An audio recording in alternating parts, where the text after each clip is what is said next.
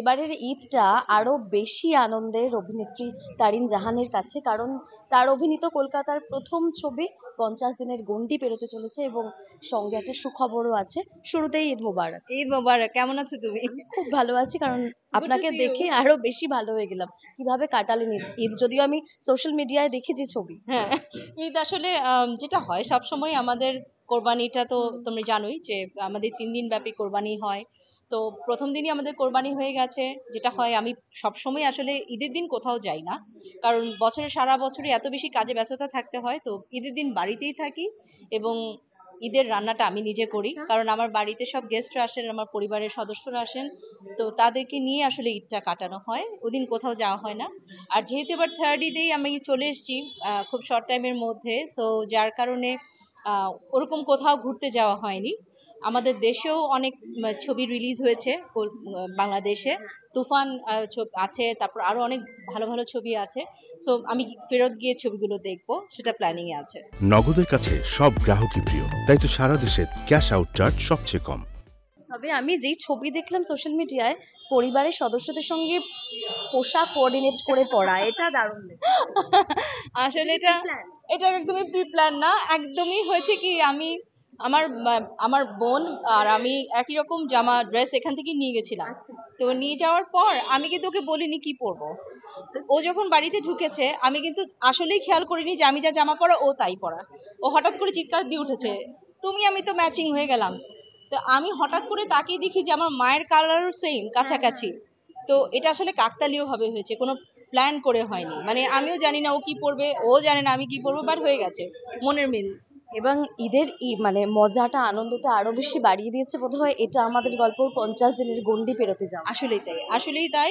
কারণ সত্যি কথা, যখন আমি শুনেছি যে এখানে 50 দিন উপলক্ষে আজকে এত বড় আয়োজন করা হচ্ছে, এবং পাশাপাশি মানুষিদি তার সেকেন্ড যে প্রজেক্ট, নেক্সট প্রজেক্টে নিয়েও ডিক্লারেশন আজকে দিবেন, তো সেটি নিয়ে আসলে ডেফিনেটলি অনেক বেশি এক্সাইটেড আমি আছি, এবং ভালো লাগছে, ভালো লাগা কাজ করছে যে বাংলাদেশের, মানে হয় না যে বাংলা ছবি মানুষ দেখে না, এই যে কথাগুলো বলা হয় আসলে কতটা ভুল, এটা দর্শকরা কিন্তু তাদের ভালোবাসা দিয়ে প্রমাণ করেছেন। সেটা প্রমাণ পেয়েছেন হাতে না হাতে নাতে আমি পেয়েছি হল ভিজিটে গিয়ে, এবং তাদের যে আগ্রহ ছিল ছবিটি দেখার, এবং নিজেরা তারা বলছেন যে আমি গিয়ে আমার ফ্রেন্ডদেরকে পাঠাবো। এবং এমন অনেক ঘটনা আমরা সামনাসামনি কথা বলে জানতে পেরেছি যে মা প্রথমে হয়তো মেয়ে ছবিটি দেখেছে, বাড়িতে গিয়ে বাবা মা দুজনকে নিয়ে এসছে যে ছবিটি দেখতে হবে। আবার কেউ হয়তো বা তার একজন দেখেছি হুইল চেয়ারে করে এসছেন, একজনকে দেখলাম যে কোমরে বেল্ট পরে এসছেন। সো এই যে বয়স্ক মানুষদেরকে যে তার সন্তানেরা নিয়ে এসেছে দেখানোর জন্য, বা তাদের যে দেখার আগ্রহ ছবিটি। এবং আমার কাছে যেটি ভালো লেগেছে, আমাদের হল ভিজিটে গিয়ে দেখেছি যে নারীদের উপস্থিতি অনেক বেশি। এটা একটা অসাধারণ ব্যাপার। এবং আমি একটা জিনিস মাথায় রাখতে হবে যে একজন নারীরা যখন কোনো ছবি দেখে, হ্যাঁ, কোনো হলে গিয়ে ছবি দেখে, সেই ছবি মানে হিট করে আসলে। নগদের কাছে সব গ্রাহকই প্রিয়, তাই তো সারা দেশে ক্যাশ আউট চার্জ সবচেয়ে কম। আচ্ছা, যদি জিজ্ঞেস করি যে এই যে বলছিলেন না একটু আগে যে বাড়ির সদস্যদের নিয়ে গেছে, এই ছবি বাংলাদেশে তো এখনো মুক্তি পায়নি, যদি বাংলাদেশে মুক্তি পায় বাড়ির প্রথম কাকে নিয়ে এই ছবিটি দেখাতে যাবে? বাড়ির কাউকে বাদ দেবো না, গাড়ি তালা লক করে বাড়ির শুদ্ধ সবাইকে নিয়ে চলে যাব।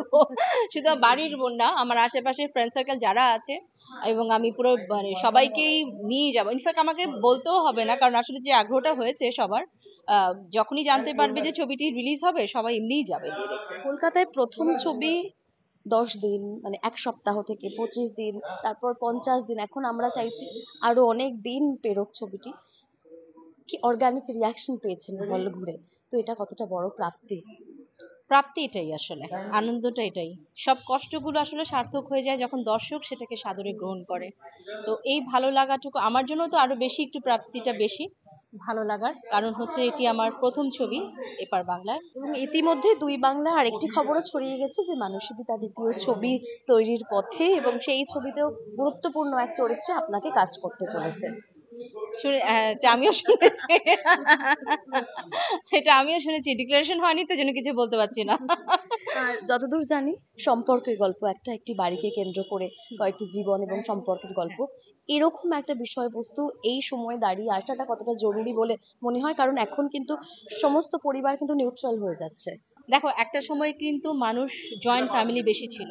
হ্যাঁ, মানে ধরো বাবা, কাকা, ফুপু সবাই একসাথে, কিংবা ধরো নানির বাড়ি সবাই একসাথে। মানে বাড়িতে কোনো একটা উৎসব হলে বাইরের কোনো গেস্টের প্রয়োজন হতো না, বাড়িতেই দেখা যেত যে 50 জন 100 জন মানুষ, এবং কাজিনরা একসাথে বড় হয়েছে, যে শেয়ার করে, আর মানে আন্ডারস্ট্যান্ডিংটা তাদের গ্রো করেছে। আহ, একাকীভাবে কিন্তু কেউ বড় হয়নি। কিন্তু এখন যেটা হচ্ছে যে সবাই কিন্তু জয়েন্ট ফ্যামিলি থেকে বেরিয়ে যাচ্ছে, আলাদাভাবে থাকার চেষ্টা করছে। এটাকে ধরে রাখা মানে হেরিটেজ বলো বা যেটাই বলো, যে পুরনো বাড়িগুলো আমাদের এখানে কলকাতায় কিন্তু অনেক পুরনো বাড়ি আছে। তো সেরকম ওই ধরে রাখার যে বিষয়টা, পুরনো জিনিসগুলোকে ধরে রাখা, তেমনি ভাবে অনেক ফ্যামিলির মধ্যেও কিন্তু পুরনো বাড়ি থাকে, যেগুলো কিন্তু একটা সময় ওই যে যেটা বললাম, বাড়ি থেকে বেরিয়ে গেলে আর সেটার প্রতি টান থাকে না। তো এই বাড়িগুলোকে ধরে রাখা বা এটার প্রতি ইমোশন যেটা কাজ করে, আহ, ওটা আসলে বন্ডিং, ফ্যামিলির বন্ডিং। এই বন্ডিংটাকেই আসলে ধরে রাখাটা ইম্পর্টেন্ট। আচ্ছা, এবার একটু জানি যে সুদীপাদির রান্নাঘরে গিয়ে কি কি রান্না করে খাওয়ানো হলো এবং হ্যাঁ, সেই অভিজ্ঞতাটা কেমন? কারণ এখানে কিন্তু আমাদের এখানে সুদীপাদির রান্নাঘর বলে যে হ্যাঁ আমি অনুষ্ঠান, জানি, সেটা আমি অনুষ্ঠান সাংঘাতিক দেখেছি। জনপ্রিয়। আমি ইনফ্যাক্ট ওটা ছবিতে মানে টিভিতে অনেক দেখেছি, ওনার প্রায়ই দেখা হতো ওনার রান্না। আমরা জানি ওনাকে রান্নার রানী বলা হয়, রান্নাঘরের রানী। তো সুদীপাতি তো চমৎকার, মানে ওনার রান্না নিয়ে তো কথা বলার কোনো প্রশ্নই আসে না। স্বাভাবিকভাবে উনি এত এক্সপার্ট এবং মানে এত ওয়েল এক্সপিরিয়েন্স একজন মানুষ। আর আমার ভালো লেগেছে, এত ফ্রেন্ডলি উনি, খুব মজা করে, আমরা খুব হাসি ঠাট্টা করে মজা করে এপিসোড গুলো দেখলে বুঝবে। আমরা আসলে অনেক কিছু কিছু স্ক্রিপ্ট ওয়াইজ হয়েছে, আবার কিছু স্ক্রিপ্টের বাইরেও আমরা কাজ করেছি। একটা পর্যায়ে আমরা স্ক্রিপ্টই কাজ মানে স্ক্রিপ্টের বাইরে গিয়ে পুরো এপিসোড গুলো করেছি, যে ফান মজা করতে করতে দুষ্টুমি, আসলে কোনো কিছু সিরিয়াসলি নেওয়ার মতো কিছু না। আসলে আমি বলে রাখছি দর্শকদেরকে, এটা আসলে জাস্ট ফান। শোটার মানে একটু মানে মানুষকে এন্টারটেইন করার জন্যই করা, কোনোটাই সিরিয়াস কিছু নয়। তো মানে কেউ যেন পার্সোনালি এটাকে না নেয়, কারণ আমরা এপার বাংলা ওপার বাংলা বলে কোনো কথা না, আমরা বাঙালি। সো ডেফিনেটলি আমরা বাংলা ভাষায় কথা বলি, সো আমাদের কালচার, চিন্তাধারা, খাবার দাবার অলমোস্ট এক। আমার কাছে মনে হয় যে আমাদের আবেগ, ভালোবাসা, চেতনা সবকিছুই অনেক মিল। তো শুধু মাঝখানে একটি বর্ডার আছে, এই যা। তো সেই জায়গা থেকে হ্যাঁ, অবশ্যই আমি এটাও বলতে চাই যে ইন্ডিয়াতে অনেক ভাষার মানুষ থাকে। এখানে অনেক কালচারাল, মানে অনেক বেশি রিচ, বিকজ অফ কালচারালি অনেক বেশি রিচ, এই জন্য যে এখানে মারাঠি বলো, মহারাষ্ট্র বলো, সাউথ ইন্ডিয়া থেকে শুরু করে তারপরে রাজস্থান, এত ভাষাভাষী মানুষের সাথে সাথে খাবারও ডিফারেন্ট।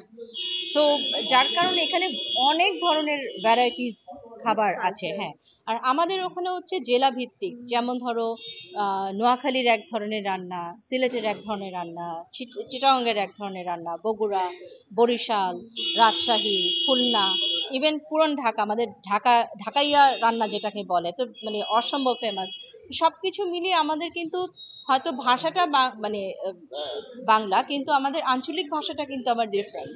হ্যাঁ, কিন্তু তোমাদের এখানে যেমন বিভিন্ন ভাষার কথা বোঝা যায় না আসলে, হিন্দি আবার দেখা যাচ্ছে বাংলা বলছে, আবার মারাঠি ভাষা একরকম, আমি বুঝবো না, গুজরাটি ভাষা আরেক রকম, সেটাও আমরা বুঝি না। তো সেই জায়গা থেকে আহ, রান্নারও ভ্যারিয়েশন আছে। তো ভালো লেগেছে যে সুদীপাদির মাধ্যমে আমাদের দেশের মানুষেরা অনেক, তোমাদের ইন্ডিয়ার অনেক রান্না মানে শিখতে পেরেছে আর কি। আচ্ছা, এবং আর একটা সুপ্ত ইচ্ছের কথা জেনে গিয়েছি, বৃষ্টি নিয়ে এসেছেন কলকাতায়, যদি কাল বৃষ্টি হয় তাহলে কি হবে? আমার মানে আসলে খুবই, আজকে যদি প্রোগ্রাম না হতো, সত্য কথা, গাড়িতে যখন আসছিলাম এত চমৎকার বৃষ্টি দেখে মনে হচ্ছিল যে গাড়ি থেকে নেমে যাই, এখানে ট্রামে করে ঘুরি বৃষ্টির মধ্যে। যদি এটা সুযোগ হতো, এটা সুপ্ত ইচ্ছে, যদি কাল বৃষ্টি হয় আমি অবশ্যই কাজটি করব। একদম। এবং বাংলাদেশ ফিরে প্রথমে কোন ছবি দেখবেন? আমি তুফান দেখবো ফার্স্ট ডে, বিকজ আমার ইচ্ছে ছিল আসলে মানে থার্ড ডে তে দেখার। তো এটা আমি তো চলে এলাম, তো আমি গিয়ে রিলিজ যেহেতু হয়ে গেছে, মানে আগে থেকে দেখার আগ্রহ ছিল, সো গিয়ে দেখবো। Thank you. Thank you.